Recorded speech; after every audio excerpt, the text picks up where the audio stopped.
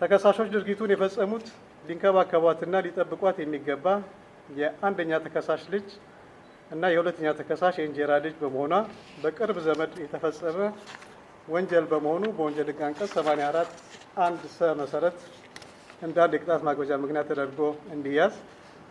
3 ተከሳሾች ድርጊቱን የፈጸሙት ራሷን ከጥቃት መከላከል የማትችል የ11 ዓመት ሕፃን ልጅ ላይ በመሆኑ በወንጀል ሕግ አንቀጽ 84 1 ሰ መሰረት እንደ አንድ ተጨማሪ የቅጣት ማክበጃ ምክንያት ተደርጎ እንዲያዝ።